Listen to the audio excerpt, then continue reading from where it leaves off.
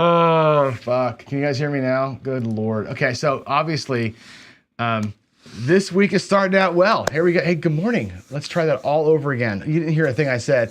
Is anybody still here listening? The 31 people here watching me talk to myself. That's awesome.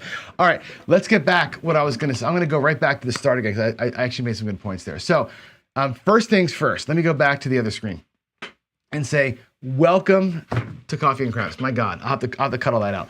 Welcome to the show. Thanks for being patient twice today, right? Once because I screwed up the time, right? I got the show time start wrong. So it was not even set to run today. So thanks for that, whoever said that in chat. And then I come out here and I don't have any I forgot my microphone. So hey, there it is. So what I'm going to talk to you about today is a couple of things. And I want to go right to the paycheck because we had a rough morning to get started. And I hope that's not indicative of how the week is going to go, but it is what it is. Let's talk about the paycheck today. And the paycheck this morning didn't work. Didn't work at all. Matter of fact, it worked poorly. I lost almost $5,000 this morning, which is okay. I don't like losing money. But again, the point of doing this is to see the strategies. And I have a really pointed question for you all in the chat, which is, what do you want to see here from the morning paycheck show? I know you guys can hear me now. The morning paycheck show, to me, there's two ways to look at this thing. Okay, one is going to be, does the strategy work? Okay, does this strategy, as written, on its own merits, with a live shooter, work? So for 5 days in a row, I run permanent press like we did today. The permanent press strategy is full press the inside, full press the inside, full press the inside. Every 3 hits, you can go back to base or some starting point. We never got 3 hits today. We got one time I got 3 hits in a row, and we did pull back to the middle, and we still got whacked, right? Question is this: as a viewer and as craps players, you have to look at this from 2 points of view, right? As viewers, is it more valuable to you, and craps players, I guess, same question, is it more valuable to you to watch the strategy live or die on its own, right? Are these strategies any freaking good? Is the crossbow, is the iron cross, is whatever, are they any good written and played as they were, with just the difference being a live shooter versus crapsy or your thoughts, right?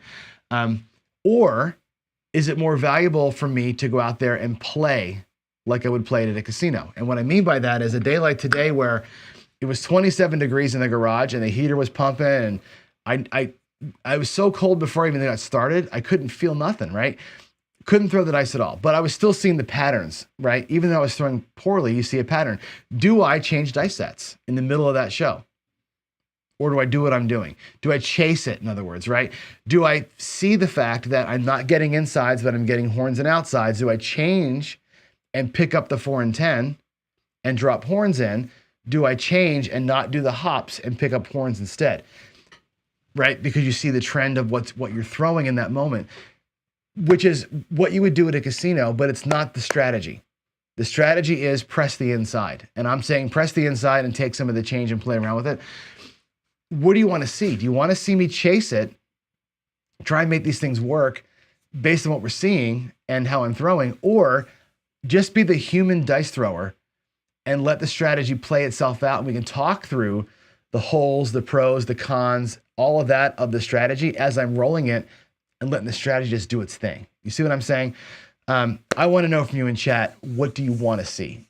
Right? What do you want? What's more valuable to you from an entertainment standpoint, I guess, but also as craps players, do you want to see the things just live or die without any of our brains changing anything?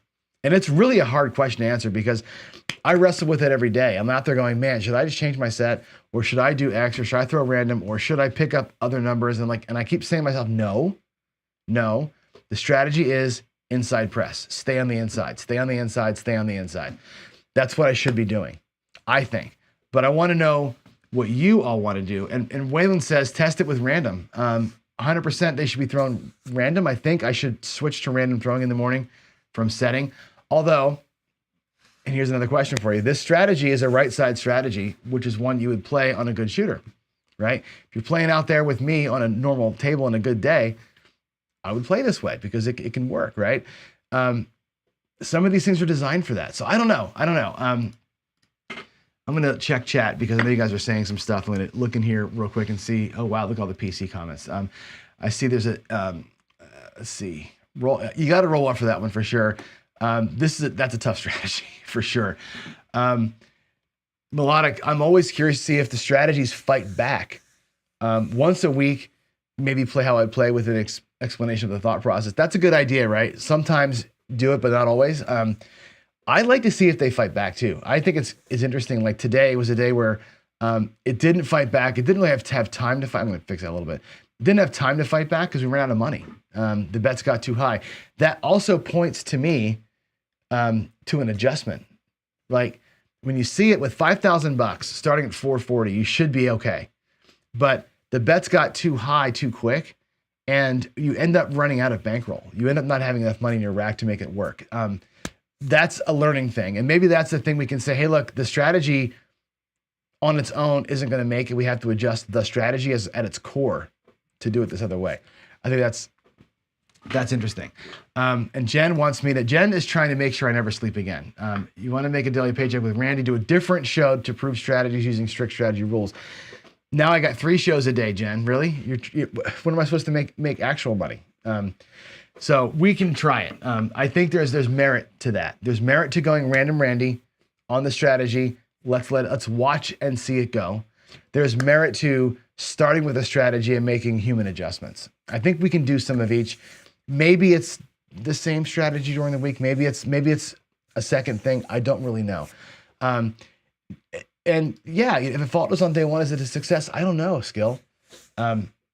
It's an interesting question because today we lost $4,500, right? We're 91% in the hole, right? If I had my druthers is to take $5K to the casino on Monday, win or lose, right? Win 500, take it the same 5,000 every day and buy in, right? Well, now we have to go to our ATM machine and pull 5,000 new out of my bank account.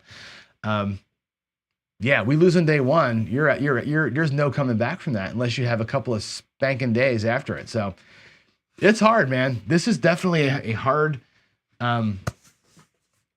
process for me as a show host to go through what's best for all of us to see. So I'm going to weigh it out. Keep your opinions coming. I think it's important for me to see what you want to see. And again, I kind of go both ways here. I want to see the strategies operate as they operate, but I'm out there the whole time going, oh my God, I should be doing these different things, and I can't. I feel like I put the brakes on what I can and can't do, and maybe that's wrong. So California, don't go to the garage when it's 32 degrees. You're right. You know what? If we're going to throw out pure random Randy, I should do that in here where it's temperature controlled, right? If it's going to be a pure huck and random throw, and maybe if we do this paycheck series twice, right? Once where you're thinking, once where it's random, there is a case to be made for the big table versus the small table. So I think we got to go through it a few more times. I think it's a fun series, but I just want to make sure that it's valuable, that we're getting what we need out of it. Otherwise, it's a wasted hour, right? And let's make sure that we're doing the right thing. All right, enough of that. Let's go into other things. So I think the next thing we got to get to is our normal, like our come out roll. And let's review a couple things. One, Friday Night Fights was good. We have a repeat winner, Jason, by the way, or better known as Brian, or I was calling him Frank, I think, which is good. The bad of Friday Night Fights is this. 2 things happened bad. One is Ed was going live at the same time as our show, and I really didn't know that was happening. And we ended up crossing streams with Ed Robinson, which sucks. So I apologize in advance, or in arrears to Ed for that. We just didn't know. I also deleted the database of all the people who were in the queue, and I've got to go back and reset it. What happened was the hosting company that I was with for the Casino Gaming TV website and also for the Roll Tracker website took down the database servers. They took them all the way off. They don't offer that service anymore.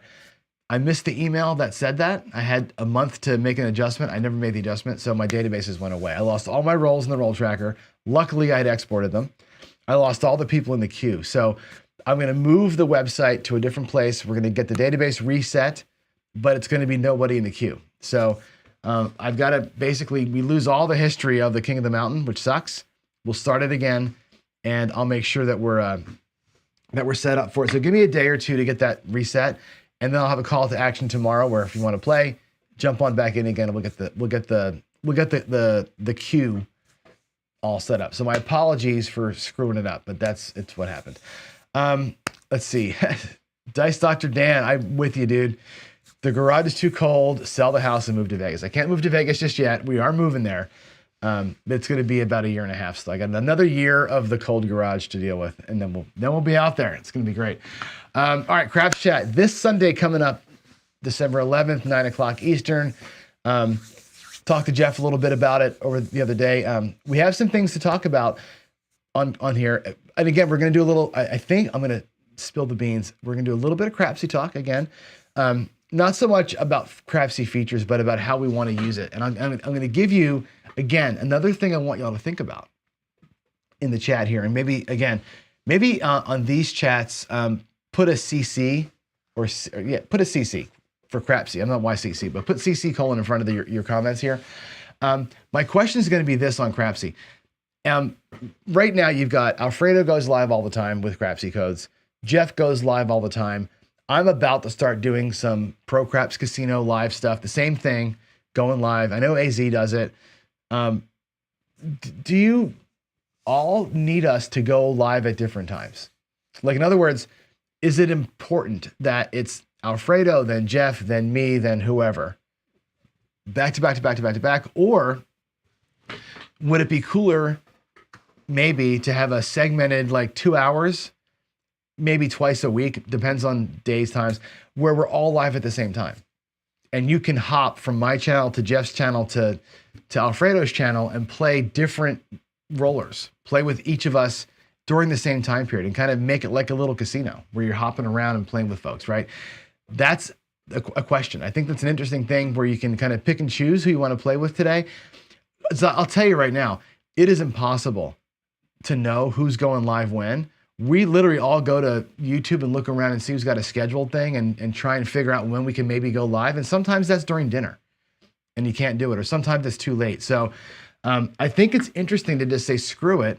Why don't we just, all of us agreed, like, hey, let's, every Wednesday night is casino night, and Wednesday from 8 to midnight, whatever, it's casino night, and we're all going to go live at the same time. And y'all just kind of bounce around, do what you want to do, hang out with me, then go to Jeff's and come back or whatever. Like you would a real casino.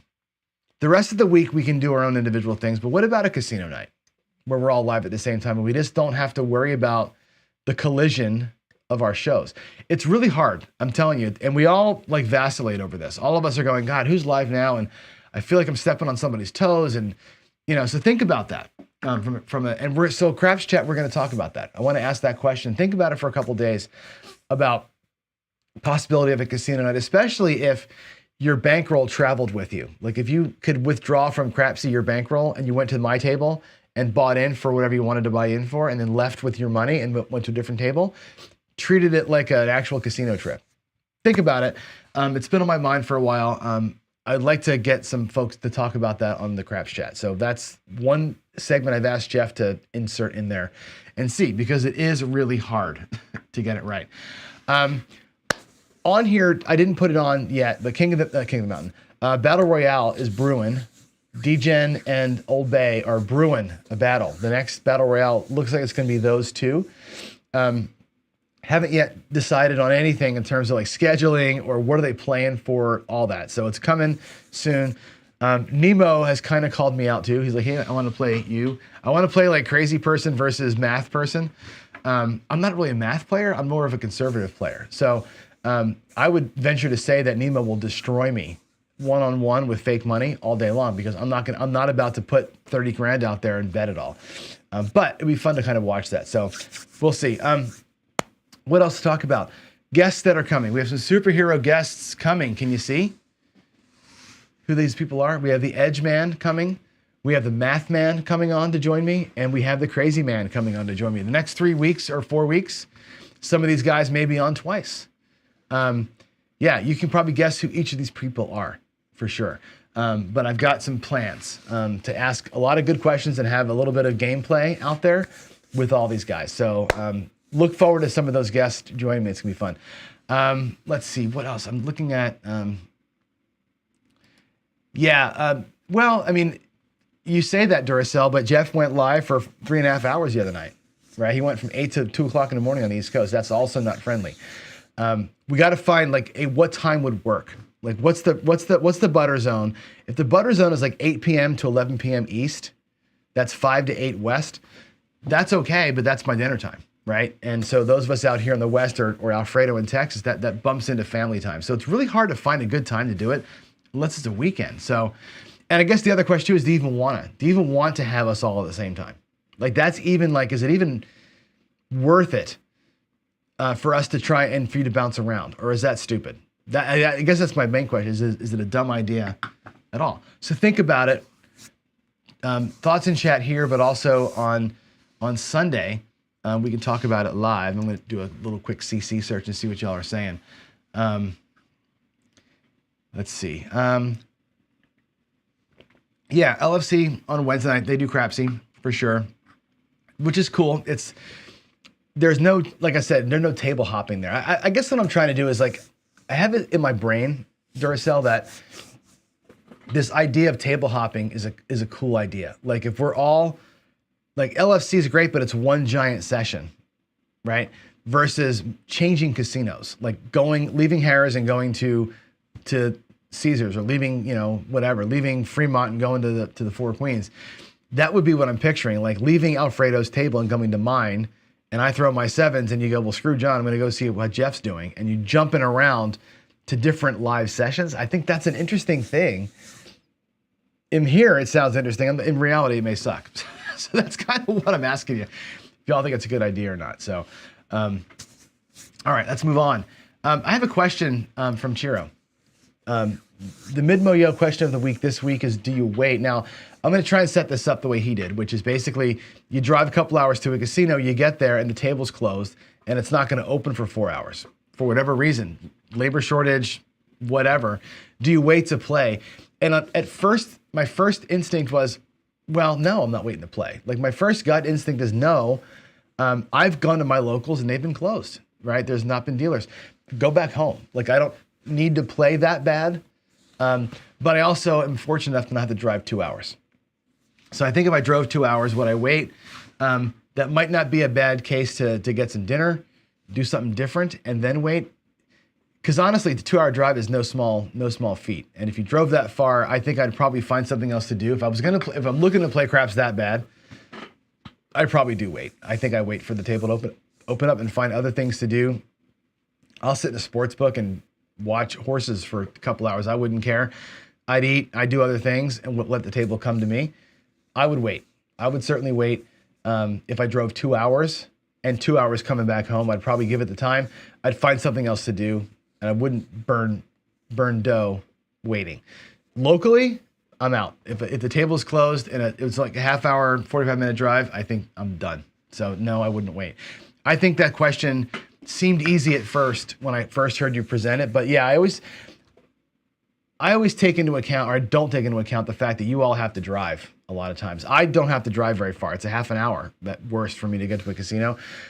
So to me, to walk into a casino with $1,000 and walk out of there with $150, $200, all day long, I'll do that. All week long, I'll do that.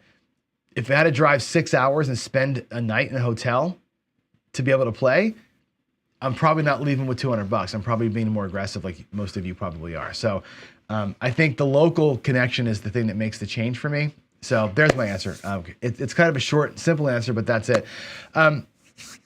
What is next? I think we need to talk about the title of the video. Today's video, I called the unicorn. And again, I'm going to ask you in chat. So here's the chat key. I'm going to type this in. I want you to do this. I want you to type capital U, idea, like that. I'm going to search my chats for the letter U with a colon. And I want you to answer these questions for me. What is a unicorn strategy? What is a unicorn strategy? Is there such a thing as a unicorn? And I don't know that there is. People say, craps is never going to be solved. It probably won't ever be solved. But I got this idea in my head over the weekend on Friday. I was talking to somebody over at the Color Up community about what's the best way. What's the best way to play? I got $1,000. What's the best way to play? Well, there's no answer to that. There's no way for me to tell you what the best way to play with $1,000 is, because the tables are going to be differently themed, right? But then I got to thinking about if there was such a thing as a perfect strategy, what would be the pieces of a perfect strategy? And so what I put in here was some ideas that I had of if you're going to design the perfect play, these are the things that it has to encompass, right? Number one should be, I think it's got to profit on a short roll. Okay. And in my head, I go to the horseman. The horseman, we know on a 0-1-2 roller, it'll show profit. So it doesn't fear the 7 on a short roll. And I know that most hybrids don't quote unquote fear the 7, but they also don't profit. They stabilize over a short roll. I'd like a strategy in perfection that would profit in that bad circumstance, show money in the short roll. But also, unlike the horseman, dominate a monster roll. The horseman does great when the table sucks. Today's rollouts in the garage, the horseman would have made $1 million, right? On a long roll, though, the horseman does terrible unless you leave it and do something else. There are strategies like my tier pressure strategy, which once you're out of the hand, I think is the best way to attack a monster roll. So moving from a horsemanish thing to a tier pressure thing, short roll, long roll, you start getting where you want to be. I think a good strategy, perfect strategy, should be out of the hand early. Like if you're not, and this is where the perfection comes into it, the unicorn play, right? I want to profit in 2 rolls, even if the 7 comes. I also want to be out of the hand in 2 rolls for the right side without the 7. So you think about a thing like the squeeze play, right? The squeeze play where in 2 rolls you're out and you're playing. For me, the squeeze play, 220, I go to 130 across, not 160 across. I'm in profit in 2 rolls, okay? On the 7, that strategy gets annihilated. How do you change the squeeze play to profit on a second roll 7? Like that's where we're getting to here, right? You want to make sure you're profiting on the first, second, or third roll 7. Also on that third roll, if the 7 doesn't come, you're out of the hand. There's the magic. Like this is where we're talking about like you can't beat craps. If you could beat craps, that would be the number one goal I would probably have, which is first, second, third roll 7, I make money. First, second, or third roll non-7, I'm out of the hand and I'm playing for free. Both of those things need to be true at the same time. And that's going to be hard to do, right? And that's kind of where I'm that's why I call it a unicorn, because, you know, crap and rainbows doesn't always happen, but we got to think about that. Okay. I would like to, in the process of dominating that long hand, have consistent collections built in. And again, I wind you back to the tier pressure strategy where every 6 rolls, we do a big collect. It's 6 rolls. It's a short game, right? It's 6 rolls, all the risk, huge collect, 6 rolls, huge collect, but we're building up our base. Something like that where you're collecting all the time, but also building high enough that when the monster happens and on roll 40, you want to have a grand on every number, but also have 5K in your rack. You know what I'm saying? Like that's, again, the unicorn has got to build quick enough to be, yes, I've got, 4,400 inside, and I've also got 5K that I've collected. That's like the unicorn way of attacking a long roll. It's hard to think about that. I want a 90% win rate. I want to take the unicorn strategy to the garage, and 90% of the time, which means 1 day out of every 2 weeks, we lose it all, and 9 days we win beyond goal. Whatever the goal happens to be. It's got to be that. It's got to be scalable, right? I put 1,200 on the screen there. I want to be $1,000 buy-in on the regular table, $200 buy-in on the bubble craps, and have this thing hammer both tables, which means no martingales. It's going to be hard to do a Wayland-ish strategy with those low numbers, but that's the numbers that probably 85% of our viewers play with, or less. Most people are buying into tables for 1,000 or less. What is a unicorn strategy for that player? $200 at a bubble crap. What's the unicorn play for that person? So I'm keeping that in there. I don't want to have any fear of missing out when I'm playing the unicorn strategy, and I don't want to have any actual missing out. And what I mean by actual missing out is triple Lux, where you're chasing table max and you never collect. So you actually miss out on a great roll because you didn't collect enough money from it. Those are the goals of a unicorn. Notice I gave examples of strategies as I present this, but I didn't give you the actual strategy, right? These are just goals. What I want to know from you in chat first, Are there other goals that we have? Cajun Craps puts this out. The unicorn should profit on every roll, right? Question to you. If the goal is to be even or out of the hand by roll 3, you're not profiting on the first couple of rolls. Are you okay with no profit on the first couple of rolls so that we can be out of the hand? That's a question that we have. I think Melodic is saying 2 or 3 strategies for a short roll, medium roll, long roll. Things you can't know ahead of time which one's going to work. 100% true. You don't know what's going to happen. That's where like that tier pressure strategy works well, because you don't know if it's going to be a long roll, and it will dominate a long roll, but it gets whacked on the short rolls. And that's where we're kind of like, is it a change system? Is it a horseman, or is it a come ladder, or is it a heavy don't initially that grows into something else? And how do you play a heavy don't and also be out of the hand for a right side play in 2 shots? There's a lot of interesting stuff. There's a back wall squeeze play. I like that idea. Lay the back wall, play the squeeze play. That's interesting, right? Because on this, and what that does, if you laid the back wall for probably 360, think about it like this. You probably lay the back wall for 360 to win 250 or 225, I guess, maybe 248 coming out of that thing, with a 220 inside. Yeah, on the early 7s, you basically tie.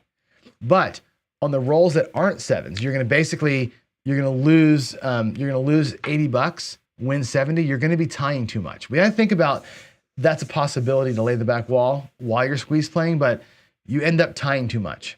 We don't want to be in a tie situation. I want to be ahead by roll 3. So Black Sheep's a win rate seeker.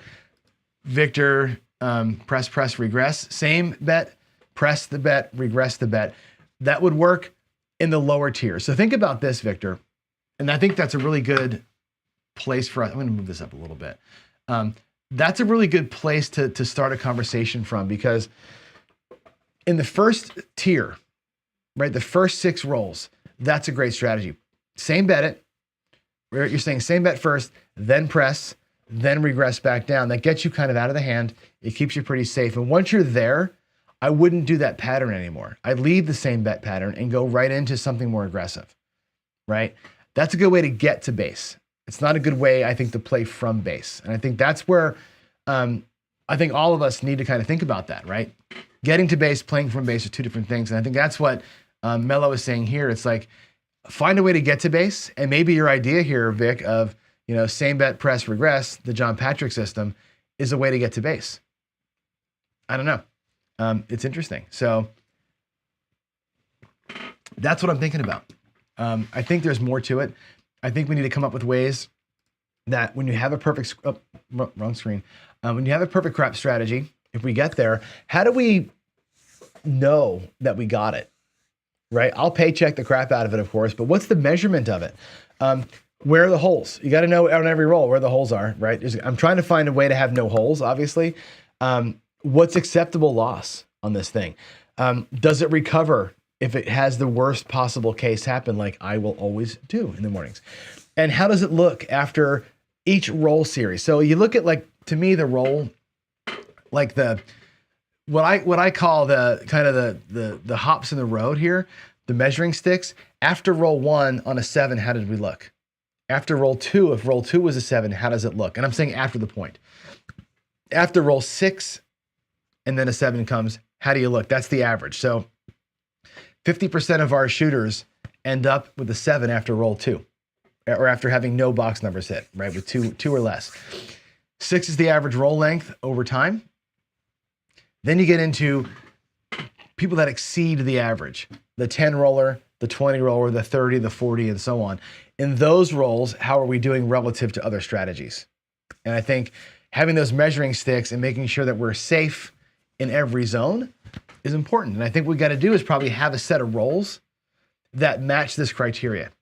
Let's get a set of rolls that is set a point, 7 out, or set a point, horn number 7 out, which is still to me a 1 roller, right? Or set a point, horn 6, horn 7. That's a 1 roll thing. How do we look after that situation? Same thing with 2, 3, 4, and so on. I think those are the measuring sticks we have to look at. When you're making a strategy, when we're building one together here, like we're going to do, that's where I want to get to. I want to get to like, let's make sure that the roles at those different segments are working for us. Because if you find that like the 4 roller is the kryptonite, then we have a hole. Yeah. So that's where I want us to think. So this whole exercise is a thought experiment of, can you build a perfect crap strategy from a set of common goals that we can agree on? And do we agree on the goals? I guess that's probably the first thing is do we agree on that set of goals? And there we go. Black sheep, bankroll management, of course, right? We have to roll this in as well.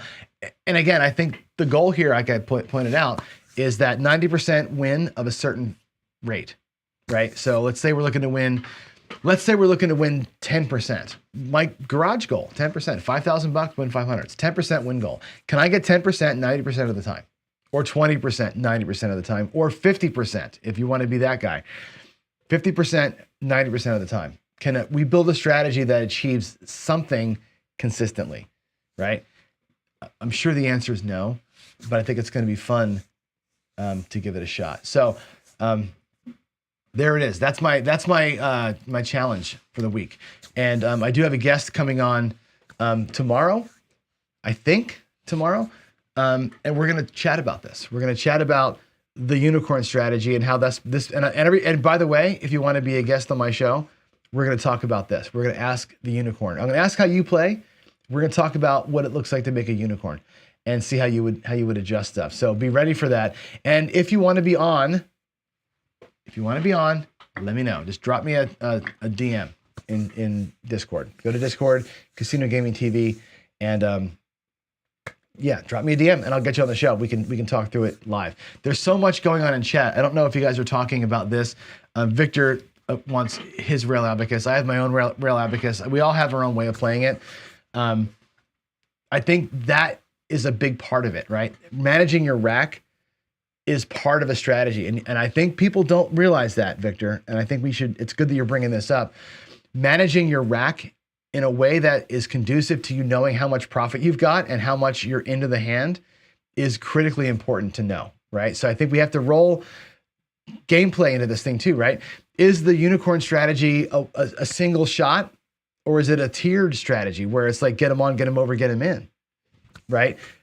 All those things are important to us, I think. So we have to think about that. Let's see. Melodic is, and you're getting to it, right? In the paycheck, should I string strategies together, right?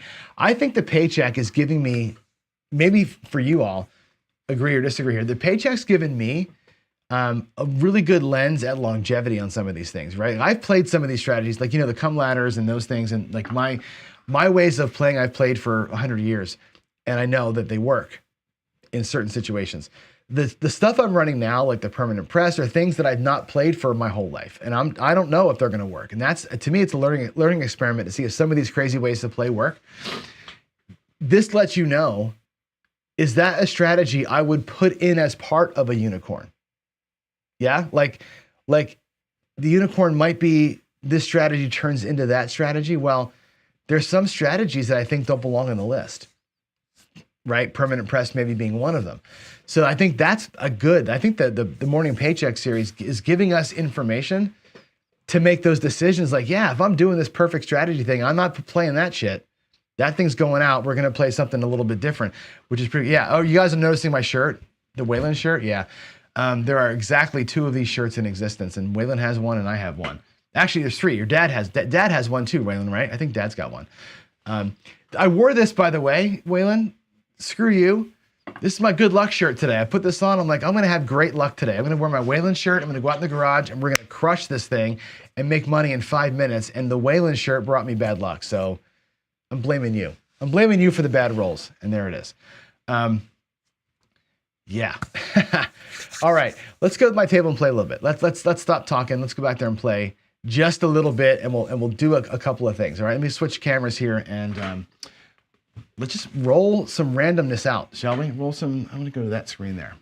Come on, table. There we go. Let's go to, yeah, this is what happens I lost my data. So the 2,500 rolls from the morning show are gone.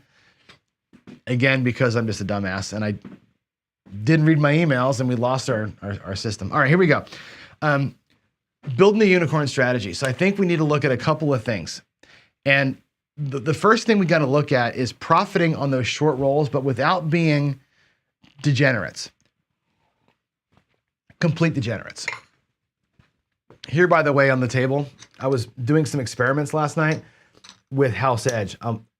I will give you some really good examples of what House Edge looks like with actual money, because all the conversation we have in chat about high House Edge, low House Edge, whatever, I'm going to show you just how meaningful and at the same time how meaningless House Edge actually is. We'll do that probably tomorrow. All right, let's catch a point. And what I'm going to do here, I'm going to start off here. I'm going to start off with a don't pass bet.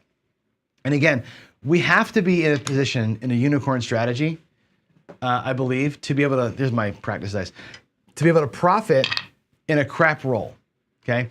Now, we're going to lose the advantage here on this roll, right? We don't want to put the 25 bucks at risk right away, because a bad quote unquote shooter or a good shooter who's rolling come out sevens will take us out of our game too quick. Okay, here's an idea. I'm going to float this idea, and it could be a little bit of DGE-ish. We can do a little do we don't here, and we can actually. And what I would probably do is drop a buck on the 12, and just take that out of the mix. We're going to bleed $1 every shooter, right, on the come out, so we don't lose a quarter. I don't want to ever lose a quarter. We're gonna hedge that come out roll here. Okay, let's catch a point and see what happens. Okay, we got a 4. That's beautiful. Now, the point of do we don't is for this. When you get to the number, we can make a decision. Now, let's look at the squeeze play as our first example of everybody likes the squeeze play. I'll do it at 220. Okay, which is a lot of money for a lot of people. If you're buying in for $1,000, right, that's a quarter of your bankroll. So think about this. The squeeze play at 220, we know that these bets are going to pay us 70 bucks. Yeah. And we're going to go and grab the 4 and 10. We're going to go from 220 out to the 4 and 10, and we're going to play it out like that. That's the goal of the strategy. It's designed to get you into out of the hand in 2 rolls. That's the whole point. Out of the hand in 2 or 3 rolls at worst. So it does check one of the boxes of a unicorn. However, you're at risk for 220. Right now you got this, and you're at risk for 220. Now, luckily the point is a 4. So at, depending on what table you're at, we can drop 10x odds. Now, I wouldn't do the do we don't this way unless I was playing at a 10x odds table. And even here at 250 in odds, which is the most you can do, or I guess the most we can do, I guess if we're doing 10x, you could lay 500 because you can win up to 10x this. We can actually lay 500 here. Now, this is going to be a big thing, right? Like let's really analyze this. If I were to lay 500, which I can do at a 10x table. Remember, 10x odds on the lay, you can win up to 10x that bet. You're at massive risk here. You're at a massive risk on that 4. However, you would win 250. You're going to win nothing here. You're playing only with odds. You win 250 if the 7 rolls before that 4. 250 is more than 220. So it fulfills one of our goals, which is on a roll of 0, 1, or 2, if the 7 shows, you're going to be in $30 of profit. It does fulfill that goal. There's a gaping risk right here, though. These 2 rolls, if the 4 comes, we're going to be in a world of hurt, right? You can also, at 7 to 1, catch the 4 over here. I don't know, maybe for 50 bucks. That's not even enough. Maybe you do it for 75 bucks. I don't know. I mean, 100 wins you 700 over here. Are you willing to risk 75 bucks on an easy 4? Right? Because that's, what is that going to be? It's going to be, that'll be enough to cover this. That'll be, I think, 575 or whatever, or 625. right? 175 times 3 is 450. Yeah, it wins enough to cover this bet here at $75. That's a lot of hedging to make this thing work. But all of this is only there to make this thing, give this thing a chance to win. That's a shit ton of risk, right? I don't know if that's a unicorn. This feels to me like it's the opposite of a unicorn. That feels like I'm asking for an ass kicking. When I see this kind of stuff here, because a 7 now costs me 75 plus 220, and I'm only winning 250, I'm upside down on a 7. I don't like the hedge. I don't like the enormous lay, but what else can you do for the 2 rolls, right? You're gonna have to eat that for 2 rolls. That's an interesting place to put yourself in. This is not yet a unicorn. Not yet a unicorn. To win 220 with hopping 7s, right? You need to hop the 7 for 15 bucks to cover the 220, 15 bucks each, which means you're gonna burn 45 bucks if you don't throw a 7. That's also not good because you're gonna burn 45, win 70, burn 45, win 70. This no longer is a 2-hit strategy. It's at least a 3 or 4-hit strategy to get you there. Laying the back wall, same thing. You could go, never do the do we don't, and just always go here. You can go 300 lay on each of those to win 300. And the worst you're doing here is putting 300 at risk instead of 500 at risk. So there's your come out phase. And you got to think about how are you going to protect the 220. I like to spread it versus have it all on one. A little bit less risk, same reward, but you have double the targets here. So considerations, points 4. Let's see if we can, let's try it the first way with 500 down here. And let's just see how this plays out. I don't know if I like this or not. Matter of fact, I know I don't. There's an 8 though. We got an 8, 538. That's going to pay the 70 bucks. You're going to grab the 10 and the 4 for 35 each. The point of that being, we're going to take this and roll it into the next strategy. Now, this is a dumb bet. This is kind of dumb to do this.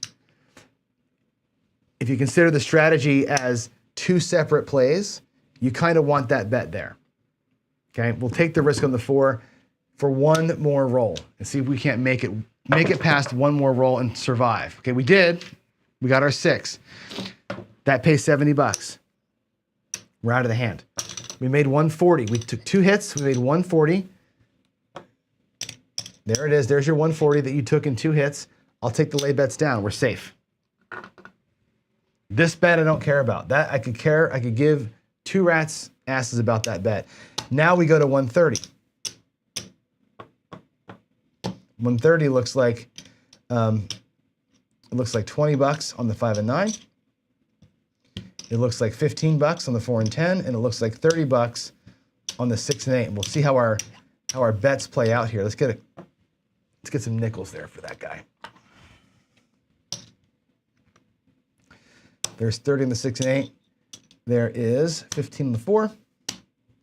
And coming back to my rack, 100, 200, and 55. So we are even in the hand, plus a tiny bit of profit. So on roll 3, one of our strategy goals has happened. We've shown profit.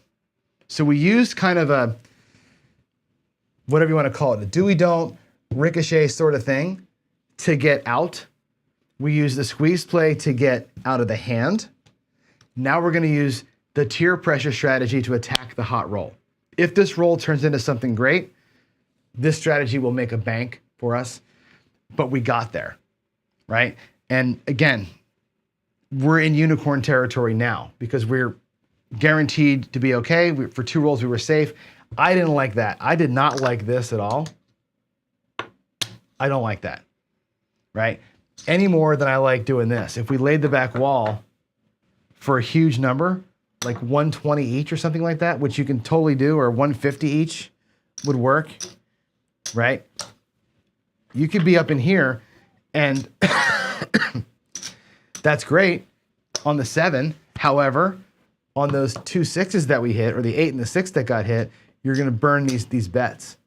And you're going to be treading water in here for too long. I don't think laying the back wall works well enough when you're trying to get out of here in 2 hands or 2 hits. I think it's probably a mistake unless you're laying part of the back wall.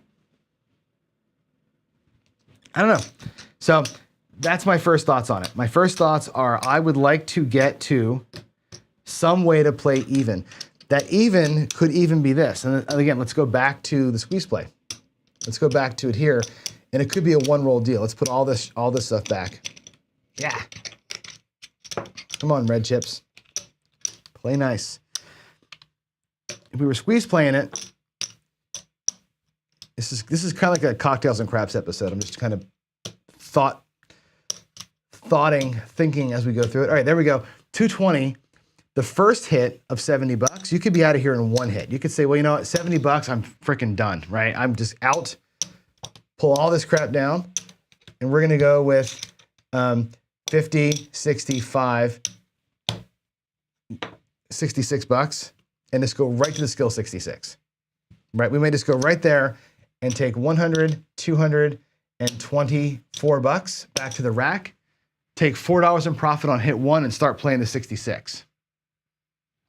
Right? Not a bad way to go about this, and I can turn the skill 66 into the 130 in a couple of hits, right? Skill 66 goes 66 to 88, profits $50. Now 60 plus 50, I'm out here at 130 again. My desired level is 130 across. So if we do, let me show you the skill 66 again. I'll set it right up. And again, my goal is to be at 130.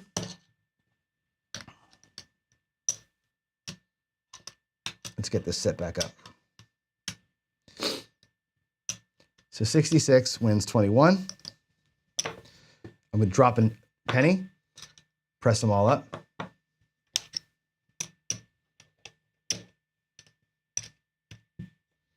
To 88. That pays 28, as you know. Check this out. There's 28 bucks. And I turn all of this into my desired play, which is 20, 20, 15, 15, and 30 on the insides. There's 30, and I have enough in here. I should to make that 30 bucks. I think I'm actually a little bit short. Why am I short? I should be 60 and oh yeah, I am short. I need to drop another 15 bucks out of the rack to make it 130. But the 66 can turn into this super quick. Little extra. I need to put 15 bucks out here to make it work. That ain't bad, right? Go from squeeze play, hit 1, playing for free, and getting to 130. I think there's something to that style, but I don't know how to get to here safe. The first goal of this unicorn that I put out there was we've got to get here. I'll put the 220 back out there again. If that's the goal, if 220 is the starting point, I got to protect this 220 somehow on the early rolls. Could it be none of that? Could it be just a don't pass and using come bets to come through it? Because again, at 130, I'm looking for basically quarters on the inside. If I started here and we did kind of a horseman-ish sort of thing, and maybe the horseman in this strategy is 100 down here and $25 on the come. Maybe it's, it's a 125 win versus a 220 loss, and you say, well, it's not perfectly hedged. Maybe it's 100 and with some odds on the first roll or two while these things come out. We know that strategy works on the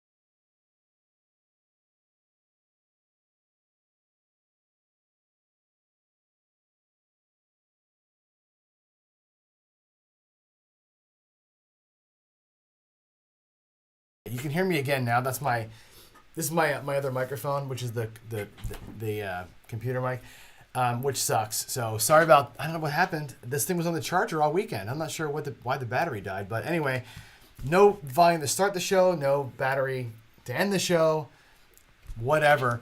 I think we're in the middle of something okay there though, right? And I think, again, this show this whole week is going to be that, right? I would like to get you, I'd like to get y'all involved in like chatting me on Discord and text, whatever else.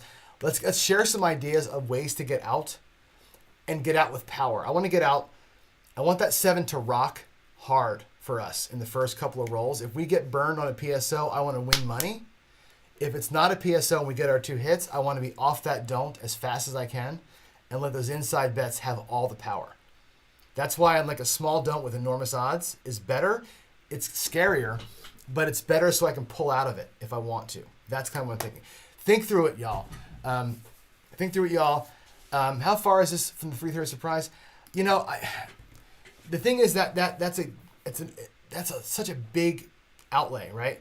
And that's why, like here, even this one I think is too big. What I just did this morning, I'm thinking a squeeze play at 110 inside might be the way to start. Because remember, I'm trying to put this cap it at $1,000 bankroll, right?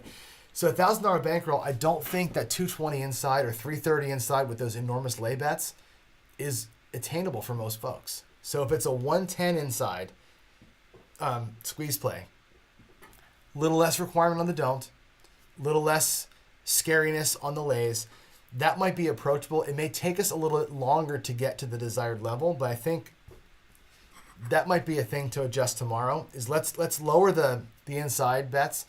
We'll do a smaller sized squeeze play or a smaller sized 330 surprise with smaller sized lays, or we'll do we don't with actual odds. We save the vig. Let's try some of that stuff, right? Yeah, the Grim Horseman comes out today, right? There you go. And again, I want to be able to jump off the don't. And people don't like to hear that. I know Greg doesn't like to hear it. But if I've got a quarter on the don't with massive odds, I want those odds away. Like they're doing the job to get my other bets to work. And then I want out of that. I'll take the flat bet don't and I'll let it hedge against whatever I have placed up there. But honest to God, the enormous don'ts don't do you any good when you're trying for a right side unicorn play, which is I think what we're doing. So, all right, guys, sorry about all the hiccups today. We got our ass kicked in the garage. It was freezing cold. Started the show with no volume, lost volume at the table. Hopefully Tuesday's better. I got a case of the Mondays, and hopefully Tuesday's better. You guys are awesome. You know what? There's 41 of you still here, even with all my fuck ups today. So you guys are the best. You are the best. I will see you tomorrow morning. Hopefully, a little smoother transition. And hopefully we get a guest tomorrow that's going to help us talk through some of their ideas on the same idea. So there it is, y'all. Have a great Monday. I'll see you tomorrow. That's it. Bye.